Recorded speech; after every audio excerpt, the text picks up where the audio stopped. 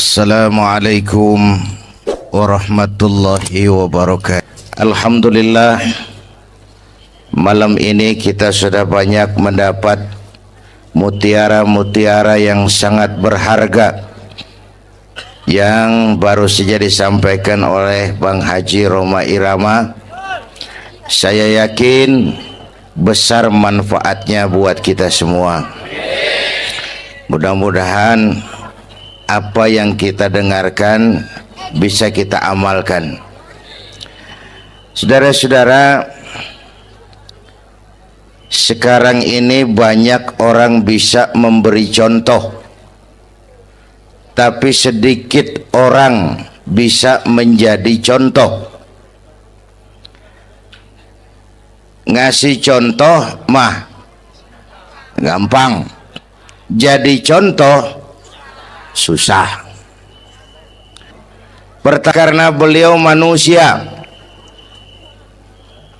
Laqad ja'akum rasulun min anfusikum. Kalau kambing disuruh nyontoh ayam, yang nyuruh nyontoh kagak punya pikiran. Ya, kagak level. Kambing mah nyontohnya kambing, kebo nyontohnya orang, nyontohnya orang. Makanya Nabi kita orang, bukan malaikat, bukan jin, bukan dewa, manusia. Kalau manusia disuruh nyontoh manusia, itu perintah masuk akal, predispositionnya sama. Kalau disuruh nyontoh malaikat mah ribet kan. Malaikat bagaimana nyontohnya, dia mah tidur kagak, makan kagak, sama duit budeg, sama perempuan kagak open, lah susah nyontohnya. Ya, Superman tuh biar hebat nggak bisa dicontoh Superman, bagaimana terbangnya, lagian pakai celana dalam di luar, Pak. Nggak bisa dicontoh Superman mah. Nabi kita manusia utuh, cuman sungguh pun manusia, kualitasnya beda. Ini namanya basyarun la kal basyari. Manusia memang, tapi jangan samain, bobot bibitnya beda. Contoh, kita nih manusia, kita tidur. Nabi kita manusia, beliau tidur. Tidur Nabi, tidur mata doang, hatinya nggak pernah tidur. Tuh bedanya sama kita tuh. Tidur kita keblek, asal tidur habis-habisan. Lagi kita manusia, kita keringetan. Nabi kita manusia, keringetan. Keringet Nabi harum wangi, bau minyak kasturi, zaman belum ada parfum. Keringet kita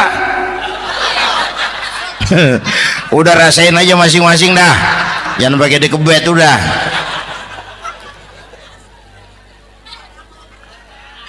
Contoh lagi, kita nih manusia nih, kita beludah nggak?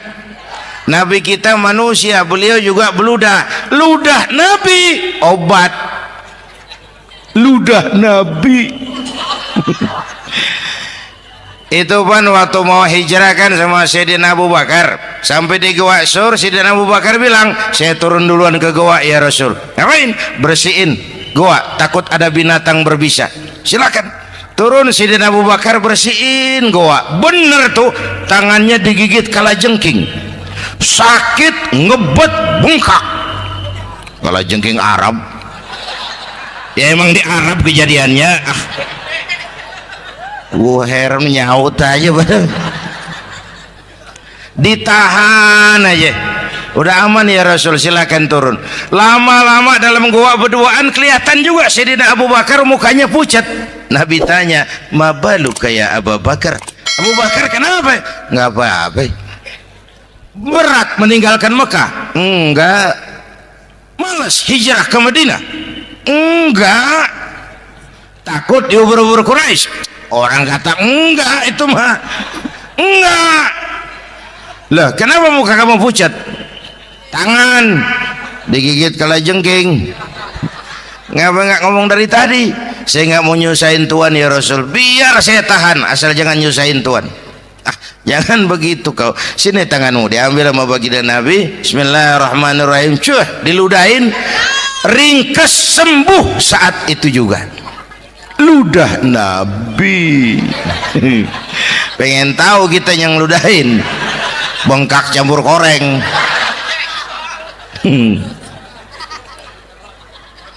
Satu tuh alasannya kenapa Nabi dijadikan contoh, karena manusia. Kalau manusia disuruh nyontoh manusia pasti bisa dong ya. Yang kedua, karena tadi kata Bang Haji Oma, pribadinya itu pribadi yang multidimensi. Mau nyontoh apa? Pak, saya ini pengusaha Pak. Nabi umur 9 tahun udah ke Syria tuh dagang lintas negara Syam tuh. Saya jenderal Pak, Nabi mimpin tentara di medan perang Mas. Saya mau balik Pak, Nabi dakwah Bung. Saya guru Pak, Nabi ngajar Mas. Innama bu'istu mu'alliman, aku diutus sebagai guru, guru umat, guru bangsa. Saya politisi Pak, Nabi diplomat ulung Bung. Saya presiden Pak, Nabi mimpin bangsa dan negara Mas. Saya kepala rumah tangga Pak, Nabi punya anak bini Bang. Ayo lempengan mana dulu cari ngomong. Malah Nabi Isa tuh nggak bisa jadi contoh bagaimana membina rumah tangga bahagia. Bagaimana membina rumah tangga bahagia menurut contoh Nabi Isa? Nggak ada Mas. Kenapa? Nabi Isa belum sempat kawin. Ya, Nabi Isa belum sempat kawin. Ada pengikut Nabi Isa menyangka nggak kawin ajaran Nabi Isa, pada ngikut lagi nggak kawin. Tuh pastor tuh mubazir. Orang dikasih perabotan. Bang bener, saya kalau dalam Islam kiai kagak boleh kawin, saya pilih berhenti jadi kiai. Kalau kagak ada giro-giroan, botak rambut.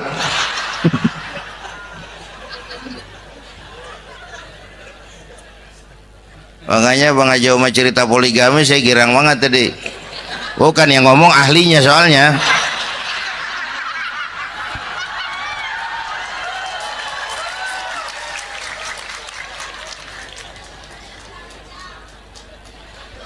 Dadah gitu aja deh ya.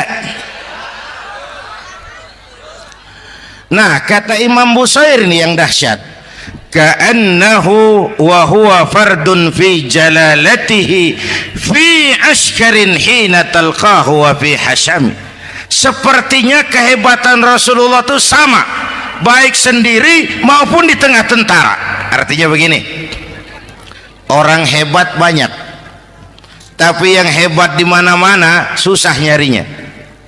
Baginda Rasul ini lagi duduk hebat, lagi jalan hebat, ada di pasar hebat, lagi di masjid hebat, di medan perang hebat, di depan anak-anak hebat, di mata musuhnya hebat, di depan sahabatnya hebat, di mata istrinya hebat, di mana-mana hebat. Lah susah jadi orang begini Bang.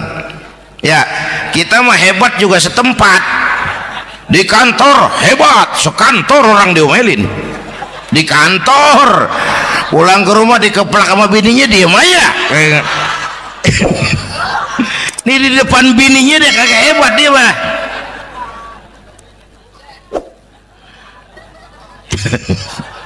Oke, lalu kalau begitu soalnya apa yang mau kita contoh? Saya sampaikan 3 aja. Pertama, Nabi kita ini tokoh yang sejak kecil udah ditempa kesusahan. Bu, tadi kata Bang Haji, Islam mengangkat derajat kaum perempuan karena perempuan banyak melahirkan orang besar. Lihat Sayyidah Aminah, ibunda baginda Nabi, melahirkan anak pertama tanpa didampingi suami. Meninggal suaminya, sedih hatinya, remuk perasaannya, tapi tegar jiwanya. Dilahirkannya bayi bernama Muhammad, diasuhnya penuh kasih sayang, diantarnya menjadi orang besar dan memang dibesarkan oleh Allah. Itu contoh tuh Bu. bilangin anak-anak tong bocah Nabi ngangon kambing tong, sekolah tong jadi orang gede. Baba lu tibang tamat SD lu sarjana lu, baba lu cuman jadi RT lu jadi camat lu. Biarin malu baba lu pala jadi kaki, kaki jadi pala, asal lu terus sekolah. Bu, anak sekolahin, gelang doang digedein lu. Nih kan kita Betawi no pendidikan ngentengin banget kotan. Udah dong jangan tinggi-tinggi sekolah udah. Ngapa mak? Bawa lu kagak sekolah hidup no. Hidup dong pun jamu monyet juga hidup. Bu, anak sekolahin.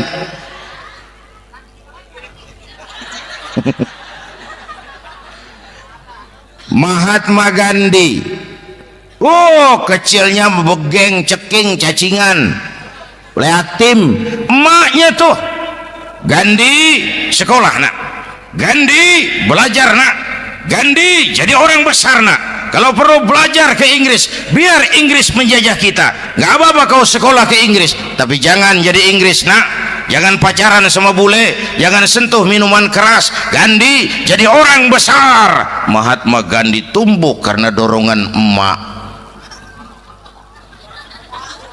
Mak udah yatim. James Watt, Kang Bandrek. Emaknya tuh yang dorong tuh jadi orang besar. Belum lagi perempuan yang jadi besar. Di Indonesia ada Kartini, di Jawa Tengah ada Dewi Sartika, di Jawa Barat Dewi Sartika, di Bengkulu ada Fatmawati Soekarno sang penjahit bendera merah putih, di Aceh muncul Laksamana Malahayati, disusul kemudian oleh Cut Nyadin, baru kemudian muncul Cut Keke, Cut Meme, Cut, ya udah tak cut lain dah.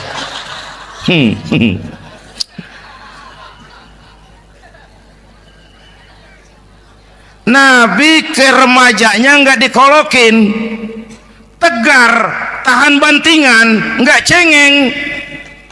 Begini bang, kalau bahasa kita nih, bahasa Betawi nih, orang mah bang kalau udah biasa susah ketemu susah nggak kaget udah. Ya kita Betawi kan masuk sudah nukangin. Susah mulu.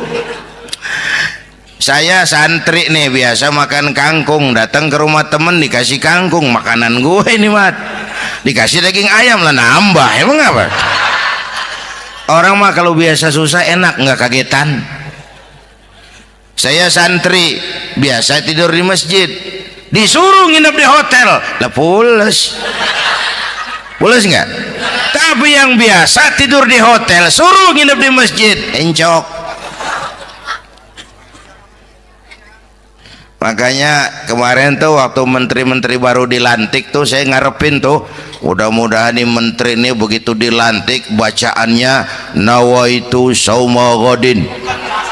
Lu pada niat puasa dulu dah, entaran. Puasa kan bukan kagak boleh, nunda doang, nunda puasa mah.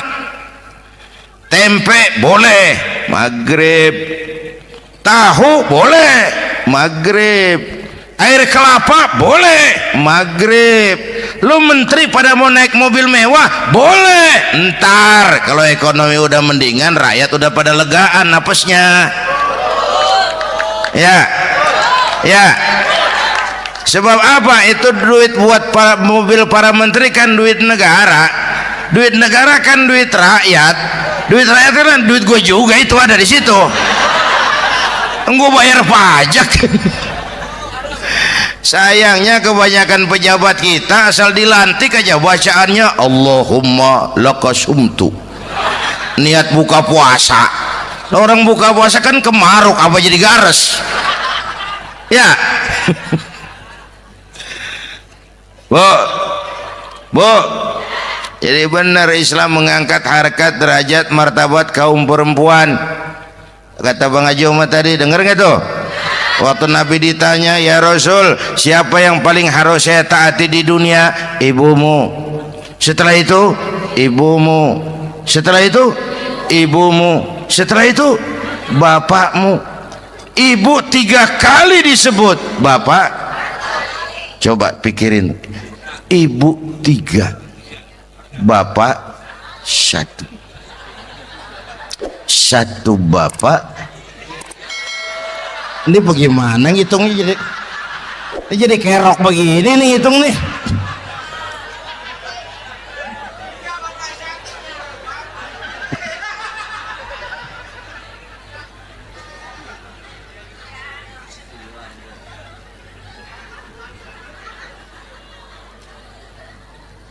Jangan takut ngadepin susah. Hidup nih keras, kerja keras, peres keringat, banting tulang.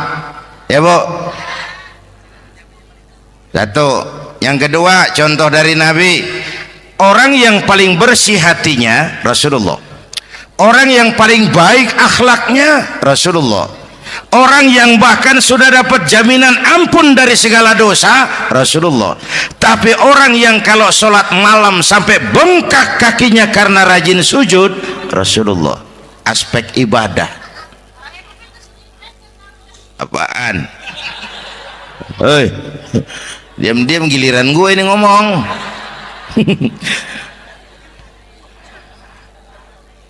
Lo ngomong lagi udah gue pulang. Canda neng. Dan gantian ya. Ya. Apaan urusan? Orang yang dosanya udah dapat jaminan ampun, kalau sholat malam bengkak kakinya karena rajin sujud. Saya tahu di sini juga banyak yang kakinya bengkak. Semurat. Oke. Kira-kira 3 minggu yang lalu saya menghadiri haul akbar Syekh Maulana Malik Ibrahim di Gresik, haul ke-609. Dari situ saya ke Surabaya ikut zikir sama keluarga besar Tarbiyatul Qulub. Waktu zikir saya terkejut, ada kalimat yang dibaca ratusan kali menyentak perasaan saya. Kalimatnya sederhana, kita hafalah, yaitu kalimat ana Abdullah. Dibaca ratusan kali, ana Abdullah, ana Abdullah, ana Abdullah, ana Abdullah. Buat saya itu menyentak karena memperteguh komitmen saya hamba Allah, saya hamba Allah. Ah, itu mah Pak Zainuddin kan biasa, itu mah kita semua juga hamba Allah. Betul. Ayo kita bikin luar biasa. Saya mau tanya, bapak, ibu hamba Allah apa bukan? 3 orang. Ibu hamba Allah apa bukan? Hamba Allah. Kata siapa? Nah, kata ibu sendiri. Kalau kata sendiri, pan namanya pan ngaku. Ya, orang ngaku mah boleh dong, tiba ngaku, namanya juga ngaku. Cuman diakuin apa enggak, kita pan belum tahu. Ngaku mah murah, diakuin mahal. Ya, yang gampang dah. Ibu kenal sama Presiden SBY? Kenal. Presiden SBY kenal sama ibu? Lo ngaku, lo ngaku.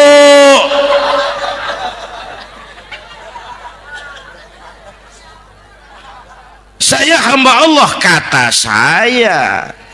Berapa banyak orang mulutnya hamba Allah, perbuatannya menyatakan dia hamba dunia, hamba harta, hamba jabatan, hamba setan, budak nafsu. Nggak sesuai ucapan sama perbuatan. Yuk jadi hamba Allah yang beneran. Jangan separuh-separuh, kita mapan asal sakit mah hamba Allah. Ya Allah, ya Allah, lagi sakit, sehat ya dikit, keder, nyari masjid nggak ketemu. Itu tadi tausiah dari Kiai Haji Zainuddin MZ. Semoga bermanfaat. Akhirul kata, wassalamualaikum warahmatullahi wabarakatuh.